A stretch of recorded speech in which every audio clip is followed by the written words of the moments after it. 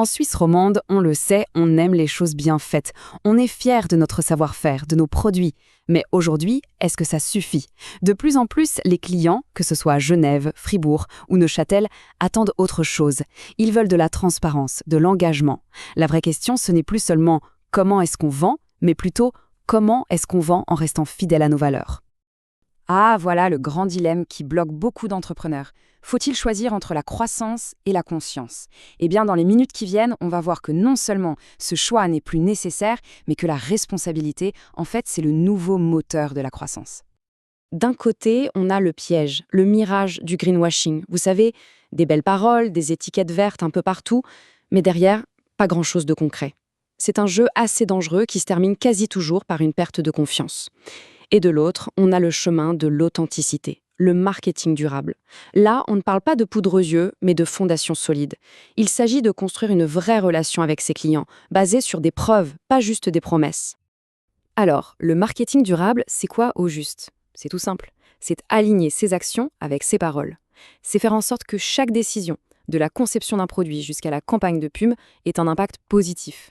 C'est une vision à 360 degrés, où le profit, la planète et les gens, eh bien, ils avancent tous main dans la main. Pour que ça tienne la route, cette stratégie repose sur 4 piliers.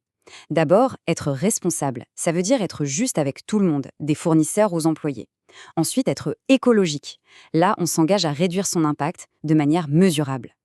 Le pilier éthique, c'est la transparence totale, même quand c'est difficile d'en parler. Et enfin, la RSE, la responsabilité sociétale des entreprises, c'est le ciment qui lie tout ça pour que ça devienne l'ADN de l'entreprise. Bon, mais est-ce que ça intéresse vraiment les gens ici, en Suisse romande? La réponse, c'est un grand oui. Regardez ce chiffre, 68% des consommateurs d'ici préfèrent acheter auprès de marques engagées. Ce n'est plus du tout une niche, c'est en train de devenir la norme. Et cet engagement, ça paye. Vraiment, un message qui sonne vrai, qui parle d'actions concrètes, peut faire grimper les taux de clic de 35%. C'est la preuve que l'authenticité, c'est probablement le meilleur argument de vente qui soit. Et puis, être durable, c'est aussi être malin. Fini de gaspiller de l'argent dans des campagnes qui arrosent tout le monde et personne à la fois. En ciblant mieux, on peut réduire ses dépenses publicitaires de 15% en moyenne. C'est bon pour le portefeuille et c'est bon pour la planète. Que demander de plus ? Pour celles et ceux qui douteraient encore, regardons un exemple bien de chez nous. La laiterie de Genève. Ils n'ont pas fait de grandes déclarations, ils ont agi. Des partenariats avec des fermes locales, moins de plastique dans les emballages. Résultat, les ventes augmentent et l'impact sur l'environnement, lui, diminue. Voilà, c'est ça, le marketing durable en action. Ok, on a vu le pourquoi. Je pense que c'est clair, c'est puissant. Maintenant, la question à 1 million. Concrètement, on fait comment? C'est justement ce qu'on va voir tout de suite avec un plan d'action pour 2025. Voici une feuille de route simple et efficace. 1. Du contenu local qui parle vraiment aux gens d'ici. 2. Des emails éco-conçus qui vont droit au but. 3. Une publicité chirurgicale qui touche la bonne cible sans gaspiller un centime. 4. Un site web ultra rapide pour une expérience au top. Et 5, le plus important, un reporting d'impact pour partager ses réussites et aussi ses défis en toute transparence. Prenons juste l'exemple du site web. Un site bien optimisé, c'est un double gain. D'un côté, il est plus rapide, donc les visiteurs sont contents. De l'autre, il consomme beaucoup moins d'énergie. C'est typiquement le genre de détail qui fait une énorme différence. Et c'est là que des agences spécialisées, comme Pixelium par exemple, peuvent vraiment aider à faire les bons choix techniques.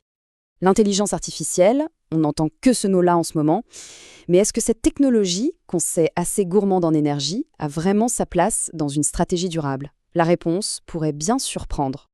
Oui, l'IA peut être durable. C'est un peu comme un couteau suisse, tout dépend de comment on s'en sert. Utilisée intelligemment, elle permet d'être beaucoup plus efficace, de moins gaspiller. Des outils comme NeuroKI par exemple aident à créer du contenu ultra localisé, qui répond pile aux besoins des clients sans avoir à produire des tonnes de contenu inutile. C'est ça, l'IA au service du durable. Alors, par où commencer? Ce conseil d'une PME de Fribourg, c'est une vraie pépite de bon sens. Pas la peine de vouloir tout révolutionner du jour au lendemain. Le plus important, c'est de faire le premier pas. Identifier 1 ou 2 actions qui auront un impact visible et se lancer. S'il ne fallait retenir qu'une seule chose de toute cette analyse, ce serait celle-ci. Chaque petite action compte. Chaque pas vers plus de durabilité, c'est un pas vers plus de confiance. Et donc, à terme, plus de succès. C'est aussi simple que ça.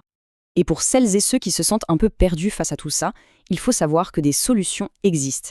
Il y a des agences spécialisées comme Pixelium à Lausanne qui connaissent bien le tissu des PME romandes et qui peuvent accompagner, aider à définir une stratégie et à passer à l'action. Il ne faut pas hésiter à se faire aider. Alors la question se pose, quelle pourrait être la première action durable à mettre en place cette semaine?